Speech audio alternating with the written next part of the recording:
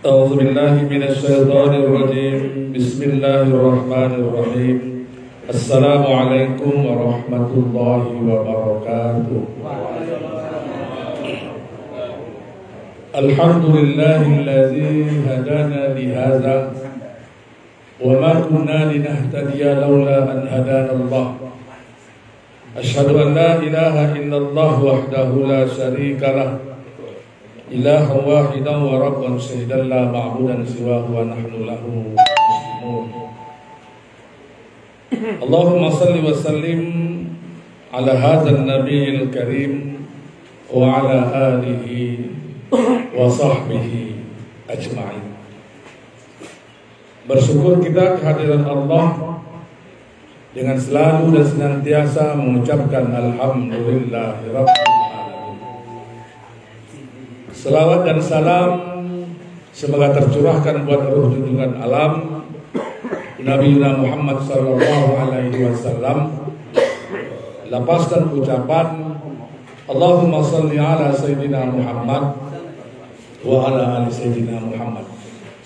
Sahibul bait, sahibul hajat, seluruh keluarga yang hadir di rumah ini, bapak, ibu-ibu, anggota paguyuban pensiunan PTPN, alhamdulillah kita lihat hadir pada siang hari ini, alhamdulillah dalam keadaan sehat walafiat.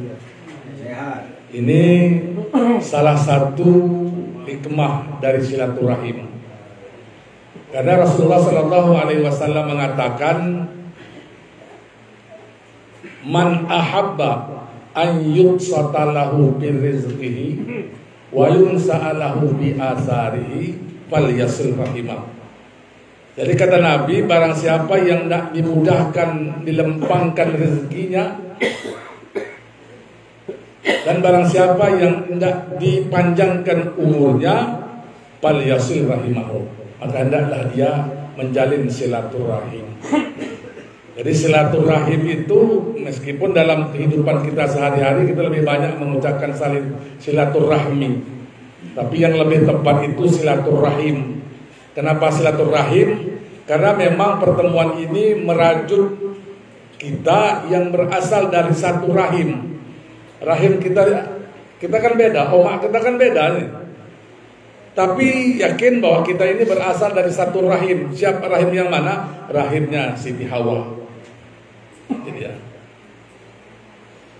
Kemudian yang kedua, rahim ar-rahim itu salah satu di antara asma Allah.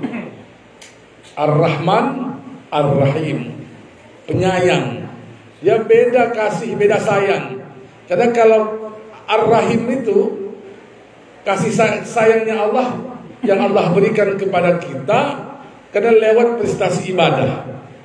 Beda dengan Rahman. Rahman itu pengasih, kasih itu Allah berikan kepada siapa saja tanpa Allah melihat apakah dia ruku, sujud atau beriman atau tidak. Semua mendapatkan nikmat yang sama. Apa contohnya? Misalnya, mau dia ruku, mau dia sujud, semuanya mendapatkan nikmat yang sama. Semalam terimalah hujan, itu semuanya dapat nikmat itu. Yang punya ladang tuh beriman tak beriman mendapat nikmat yang sama. Tapi dari nikmat itu ada ar-rahim. Ar-rahim itu apa? Nikmat yang Allah berikan kepada kita lewat prestasi ibadah. Ada orang yang punya ladang lebar, tak mampu mengantarkan dia ruku sujud di hadapan Allah, merasa nikmat dia ibadah. Itu dia rahim itu. Ada orang dapat nikmat yang sama, kebunnya sama-sama 4-5 hektar lah. Yang satu bisa ibadah, yang satu tak mampu ibadah. Itu dia. Jadi yang kita inginkan hari ini, kita mendapatkan rahimnya Allah lewat silaturahim. Maka dikatakan, man ahabba an yubsatalahu birrizqihi, barang siapa yang nak dimudah dilempangkan rezekinya. Pertanyaan apa hubungannya Ustaz antara silaturahim dengan rezeki? Ada. Kita memang barangkali Pak Haji tergolong orang yang tak banyak duit, kurang duit kita. Tapi dikarenakan kita berkawan dengan kawan kita yang banyak duit, kita memang tergolong orang yang rajin sarapan pagi. Saya rasa kali lah itu. Saya tergolong orang yang jarang sarapan di luar karena lebih banyak sarapan di rumah. Tapi dikatakan berkawan dengan orang yang suka sarapan di luar, Pak Haji Aswan, setiap pagi sarapan di luar. Bayangkan tuh. Iya. Kita barangkali tergolong orang yang jarang ngopi di luar. Tapi dikatakan kawan kita suka ngopi, setiap malam ditelepon. Tat, mana di rumah? Yuk ngopi, makan. Bayangkan. Itu satu. Wa yunsa'alahu bi asarihi, barang siapa yang nak dipanjangkan umurnya. Panjang umur ini dalam arti kata bukan umur 70 menjadi 90, tapi paling tidak namanya terus. Contoh, nanti akan saya baca tuh. Ini ada 10 nama itu. Pak almarhum Pak Kamsir, almarhum Pak Sugianto, Daeng Sapri, Pak Sumisno. Itu kan orang-orang yang sudah meninggalkan kita beberapa tahun yang lalu. Tapi alhamdulillah setiap sebulan sekali nama ini akan kita abadikan lewat satu kali kirim Fatihah. Bayangkanlah Bapak Ibu, kalau tidak ada majelis ini, meskipun dulu kita tinggal di satu pondok, satu rumah, berendeng rumah, tapi karena udah pindah, yang satu tinggal di Nuansa misalnya, yang satu tinggal di Simpang Martabak, karena udah tidak akan pernah ketemu. Tapi dikarenakan ada majelis ini bertemu setiap bulan. Nampak Pak Ucup? Kalau tak datang dia sepi, botol. Aku juga kali itu. Jadi wa yunsa'alahu bi asarihi, barang siapa yang nak dipanjangkan umurnya falyasil rahimahu, maka selalu menjalin silaturahim. Jadi tidak ada ruginya ini, tidak ada ruginya. Mudah-mudahan ini jugalah yang nantinya menjadi asbab bagi kita semua. Wajah-wajah ini nanti insya Allah akan segerbong kita bersama kita masuk ke dalam jannahnya Allah. Amin ya rabbal alamin. Bapak Ibu jamaah yang dimuliakan Allah Subhanahu wa taala, salah satu di antara tujuan Allah Subhanahu wa taala menciptakan manusia, mulai dari Nabi Adam sampai berakhirnya kehidupan dunia ini, artinya sampai kiamat nanti. Salah satu tujuan Allah Subhanahu wa taala menciptakan manusia tak lain dan tidak bukan adalah untuk beribadah. Wa ma khalaqtul jinna wal ins illa liya'budun. Tak aku ciptakan jin dan manusia kecuali untuk beribadah kepadaku. Salah satu ibadah yang sangat penting dalam Islam bagi kita umat Islam, itu ibadah yang paling penting itu adalah sholat. Saya tidak mau bicara terkait sholat karena kita sudah tahu semua. Bahkan Rasul sendiri mengatakan awwalu ma yuhasabu bil 'abdi yaumal qiyamah as-shalah. Yang nanti pertama akan dihisab dari diri seorang hamba umatku, kata Rasulullah sembahyang. Elok sholatnya maka eloklah yang lain. Tidak elok sholat, tidak eloklah yang lain. Saya selalu membuat sebuah perumpamaan kalau saya lagi tausiah. Ada orang kaya, dia tinggal jauh di pedalaman. Karena dia banyak duit, dia pergi ke Bagan Batu, bawa duit banyak uang dibawa ke Bagan Batu. TV LED dibelinya bocor, TV LED, kulkas, semua barang-barang elektronik itu dibelinya. Sebelum dibawa pulang dicoba satu-satu toko. TV itu semuanya bagus, urip semua. Masuk mobil pulang. Sampai di rumah disusun itu persatu. Kulkas di sini, TV-nya di sini, tape recordernya di sini. Setelah itu apa? Dicobanya lagi. TV-nya orang urip. Kulkas kok dah hidup. Mesin cuci kok dah hidup. Nelpon dia. Oke. Ayah lu tipu gua. Lu punya barang tak hidup ah. Lu besok datang ke tempat gua. Besok datang Cina tuh. Katakanlah toko Cipta. Datang Cina tuh ke rumahnya. Sampai ke rumah parkir mobil, sebelum dia naik dia pandang rumah yang. Haya bapak, lu punya barang macam mana mau hidup? Lu punya rumah tak ada listrik. Ini kipas angin ini mahal macam mana pun kipas angin. Kalau tak ada listrik tak akan hidup, tak akan urip. Lampu, AC, itu kalau tidak ada listrik, tidak hidup ya. Artinya apa? Penghubung ibadah kita dengan Allah Subhanahu wa taala itu sholat. Maka yang perlu kita perbaiki usia-usia kita inilah, Makanya saya tangkap pesan Pak Haji gitu kan, karena pesan sponsor gitu. Yang ingin saya sampaikan di usia-usia kita yang sudah umur 60 ini, yang barangkali umur bawah 40 itu iyan lah. Ya. Kalau kita ini kan kadang-kadang ya Allah ya Karim, udah asar menjelang maghrib. Alhamdulillah lah di usia-usia awak seperti ini masih bisa diberikan kesempatan untuk ketawa. Meskipun kadang-kadang ojo ketawa tuh kadang-kadang tak indah lagi.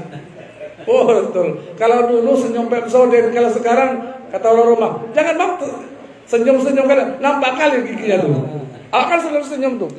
Abang pas gigi itu. Itulah pula dan tanda aku dia sudah tua ya, gitu. Jadi memperbaiki apa yang perlu diperbaiki. Yang paling mudah itu adalah memperbaiki sholat kita. Memperbaiki sholat kita. Dan jamaah yang dimuliakan Allah Subhanahu Wa Taala, pada siang hari ini barangkali saya ingin mengetengahkan sedikit atau beberapa hal. Ini barangkali mudah-mudahan menjadi motivasi bagi kita untuk dalam beribadah. Ada beberapa, kita sama tahu bahwa dalam Islam itu sholat yang dipartukan kepada kita itu kan 5. Zuhur, asar, maghrib, isya, subuh. Kita tahu bahwa sholat itu fardu buat kita. Itu aja lah sampai hari ini yang kita tahu. Meninggalkan sholat hukumnya dosa. Mengerjakan sholat wajib dapat pahala. Maka kita belum sampai dan belum mengetahui apa sebenarnya keutamaan dari ibadah sholat yang 5 waktu itu. Nah, Bapak Ibu jamaah yang dimuliakan Allah Subhanahu Wa Taala, ibu-ibu sekalian, mudah-mudahan ini dapat kita cerna masing-masing. Pertama kita akan melihat apa sebenarnya keutamaan dari sholat subuh. Keutamaan sholat subuh. Kalau sholat subuh itu, tahulah kita sholat subuh itu 2 rakaat, hukumnya wajib. Meninggalkan sholat hukumnya dosa.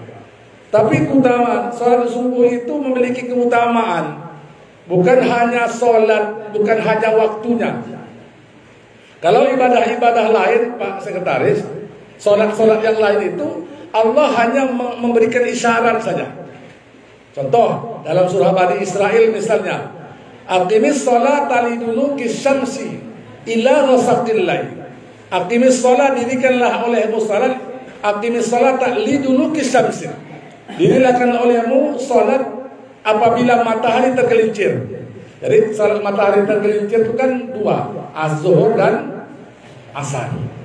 Allah tak menyebut nama solatnya, Allah tak menyebut waktunya, Allah memberikan isyarat saja. Kemudian Allah sebut ila ghasaqil lail, apabila terbit malam. Apa salat terbit malam? Maghrib dan isya. Allah tak menyebut lagi, tak menyebutkan waktu dan tidak menyebutkan nama solatnya. Hanya memberikan isyarat. Tapi beda dengan sholat subuh. Wa Qur'anal fajar, waktu subuh. Jadi kalau kita ke Mekah, itu tak kenal orang dengan sholat subuh, sholat fajar. Karena dalam bahasa Arab itu subuh itu fajar. Jadi orang bertanya, Ustaz, apa beda salat sunat fajar dengan sholat qabliyah subuh? Sama. Tidak ada bedanya, karena beda namanya. Satu salat subuh, qabliyah subuh, yang satu salat sunat fajar. Kalau bahasa Arab itu subuh itu fajar. Wa Qur'anal fajr, maka dirikanlah olehmu salat subuh. Kan disebut waktunya itu. Wa Qur'anal fajr kana masyhuda. Semuanya salat subuh itu disaksikan para malaikat. Jadi ini memberikan gambaran bahwa waktu subuh itu Masya Allah luar biasa waktunya. Makanya rakaat ini 2 rakaat sebelum subuh itu khairum minad dunya wa ma fiha, kata Rasulullah. Lebih baik dari segala isinya. Maka salah satu-satunya sholat qabliyah ba'diyah itu yang bisa diqadha ya. Ya satu-satunya yang bisa diqadha itu hanya sholat sunat fajar. Jadi kalau kita terbiasa sholat sunat 2 rakaat sebelum subuh, kebetulan tadi terlambat bangun sampai di masjid, orang udah sholat ikut. Nanti setelah selesai mundur ke belakang, kerjakan 2 rakaat itu. Salli sunnatas subhi rak'atan qada'an. Satu-satunya itu. Tapi jangan pernah buat sekali aja, karena kalau orang pernah membuat salat tak pernah sholat sunat qabliyah subuh, sekali itu pula karena dapat tahu dari ini kita buat, nggak begitu. Tapi kalau udah terbiasa kita dengan 2 rakaat sebelum subuh itu ketinggalan kan menyesal kali, rugi rasanya karena ketinggalan 2 rakaat sebelum subuh. Karena khairun minad dunya wa ma fiha, kata Rasulullah. Jadi kalau ada orang hari ini rumahnya terparkir Toyota Alphard, mobil mewah, itu belum ada apa-apanya jika dibandingkan dengan orang yang rutin dawam melaksanakan 2 rakaat sebelum subuh. Khairun minad dunya wa ma fiha, kata Rasulullah. Lebih baik dunia dan segala isinya. Tak dapat kita bayangkan berapa fadilah keutamaan yang kita dapat. Itu baru waktu. Nah, kita coba melihat, karena banyak ini. Nanti kalau tak selesai ini kita buat pertemuan yang berikutnya. Keutamaan salat subuh itu Rasulullah SAW menukilkan dalam sebuah hadis riwayat Bukhari Muslim misalnya, di mana Rasulullah SAW bersabda, "Man shallal subri," barang siapa yang melaksanakan salat subuh secara berjamaah, kata Rasulullah, seperti orang yang melaksanakan sholat sunat semalam suntuk. Kira-kira sanggup tak kita melaksanakan sholat sunat semalam suntuk? Tidak ada yang mau. Bahkan mau tak dianjurkan Rasulullah, karena Rasulullah juga tidur, dia ada waktu untuk tidur. Jadi orang yang melaksanakan sholat subuh secara berjamaah, kata Rasulullah, seperti orang yang melaksanakan sholat sunat semalam suntuk. Jadi ibu, bapak, ini barangkali sekedar mengingatkan kita semua, memberikan, saya yakin dan percaya lewat ustadz kita, mubalik kita sudah mendapatkan siraman yang sama. Cuma kadang-kadang lupa. Jadi hari ini saya ingin mengingatkan kita semua, bil khusus untuk saya sendirilah, karena saya itu memang kalau diminta orang menyampaikan tausiah, pengajian, tidak, memang saya baca buku. Kenapa? Karena menyampaikan masalah agama ini tidak boleh salah, tidak boleh salah. Kalau saya ngajar di kampus misalnya, salah saya paling bilang anak-anak, kalau salahnya tidak menjadi problem besar. Tapi kalau masalah agama ini, kalau salah menyampaikan, risikonya, tanggung jawabnya besar. Makanya paling tidak, kalau saya mau khutbah Jumat atau mengasih pengajian, itu saya baca buku. Saya bekali diri saya dengan referensi. Agar apa? Agar saya tak salah dalam menyampaikan. Ini kadang-kadang ada orang minta tunjuk jalan. Pak Ustadz, jalan ke rumah Pak di Seroto itu mana? Saya tunjuk jalan. Tahu salah, Ustadz. Pak Ustadz kan salah ngasih alamat. Tak kemana-mana aku pergi kan, nah gitu jadinya. Awak mau nunjuk kepada yang baik, tahu-tahu ujung-ujungnya tak baik begini kan. Salah dalam pengamalan, maka salahlah. Yang paling berat risikonya adalah orang yang memberikan jalan, menunjuk jalan itu. Jadi keutamaan dari salat subuh yang pertama itu, kata Rasulullah SAW, seperti orang yang melaksanakan salat sunat semalam suntuk. Jamaah yang dimuliakan Allah Subhanahu Wa Taala. Kemudian Rasulullah SAW mengatakan, "Man shallal bardain." Banyak hadis-hadis Rasulullah itu terkait keutamaan sholat subuh itu. Banyak kali. Karena begitulah pentingnya sholat. Man shallal bardain, barang siapa yang melaksanakan sholat bardain.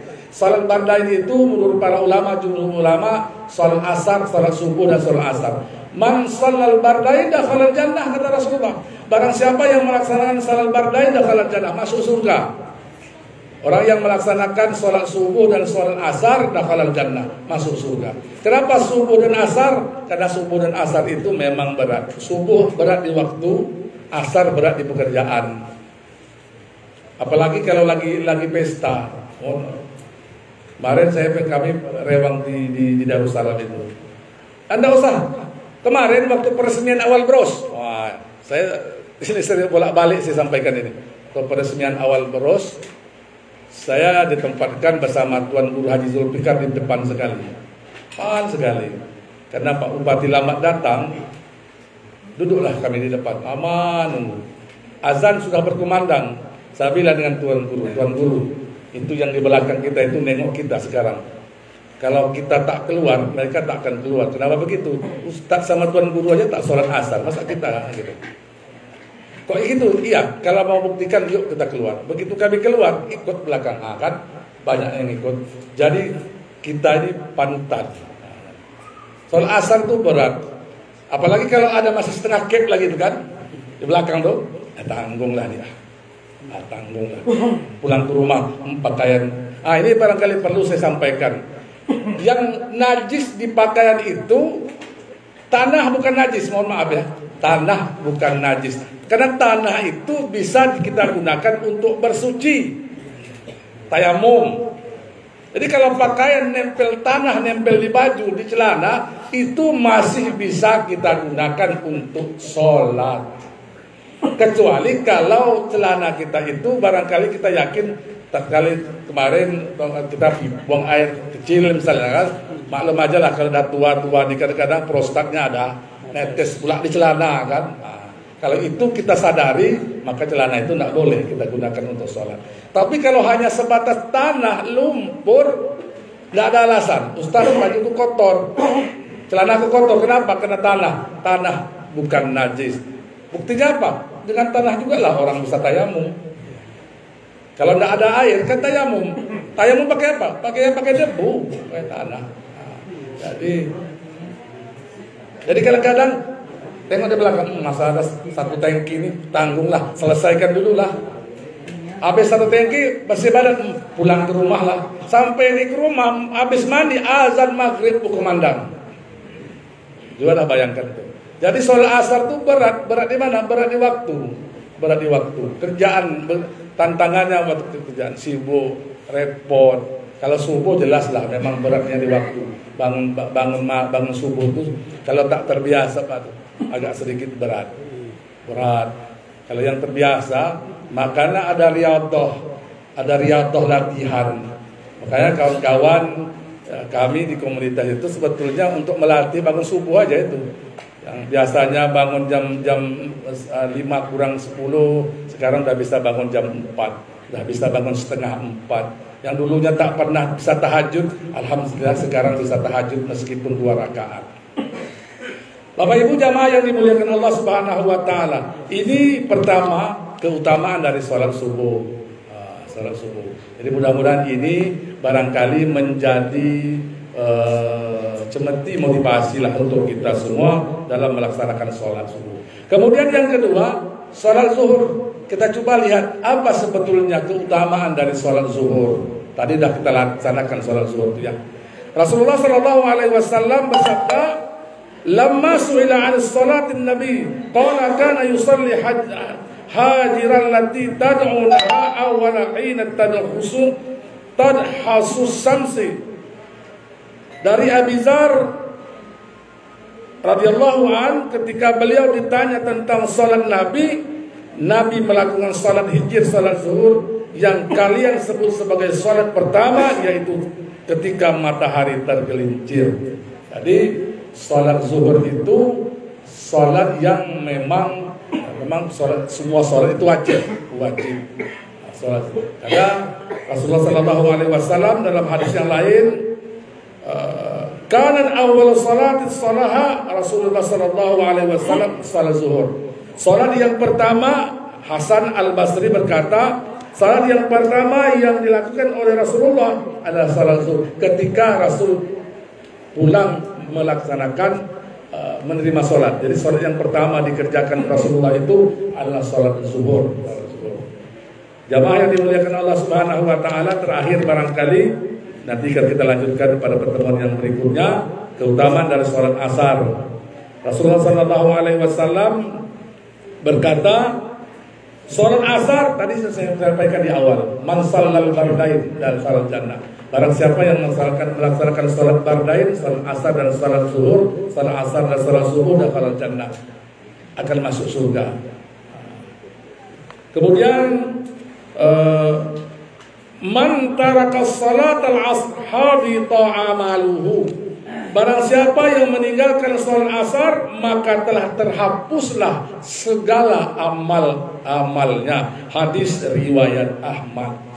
Jadi barang siapa yang meninggalkan salat asar secara sengaja, makanya kalau kita sedang musafir, maka gunakan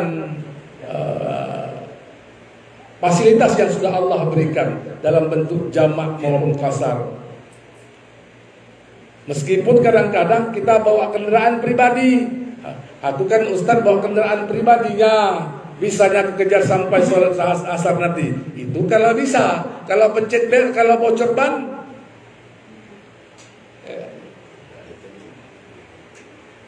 sholat asar misalnya di ujung Tanjung misalnya, ujung Tanjung sholat zuhur, bisa kejar sholat asar nih di Balam nih, pas sampai di tempat yang tak ada masjidnya, tak ada orangnya, bocor ban, sholat asar sudah. Apa yang terjadi? Begitu ganti ban segala macam, pas waktu maghrib kemana? Apa kata Allah? Kalau tadi kegunakan sholat asar langsung kujamakkan sholat zuhur, kujamakkan sholat asar, tak jadi salah aku kan? Jadi Rasulullah SAW itu memberikan fasilitas itu sudah melalui beberapa pertimbangan bentuk kasih sayang Allah kepada kita. Ya, jadi meskipun kita berangkat ke Medan, ke Pekanbaru dengan menggunakan kendaraan pribadi, gunakan fasilitas itu. Kenapa? Karena kedepannya kan kita tak tahu. Contoh masuk jalan tol Batin Selopan misalnya.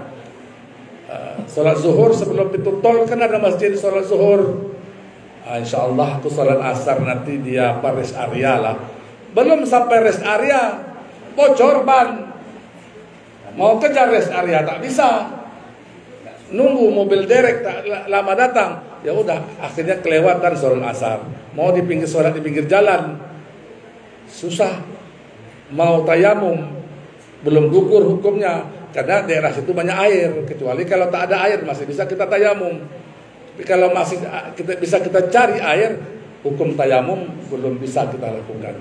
Jamaah yang dimuliakan Bapak Ibu yang kami hormati, sahibul bait yang dirahmati Allah Subhanahu wa taala. Ini barangkali sekelumit lah hal-hal yang terkait dengan fadilah keutamaan sholat 5 waktu. Tadi sudah saya sampaikan, pertama keutamaan sholat subuh, kemudian sholat zuhur dan sholat asar. Mudah-mudahan yang sedikit ini barangkali mampu memberikan sedikit pencerahan kepada kita. Kalau kata orang tua-tua mengingatkan yang sudah terlupa, terlebih terkurang, kami mohon dimaafkan. Yang baik tentunya datang dari Allah, yang salah tentunya karena kedaifan, kefakiran ilmu kami sendiri. Billahi taufiq wal hidayah, wal ridha wal inayah. Wassalamualaikum warahmatullahi wabarakatuh.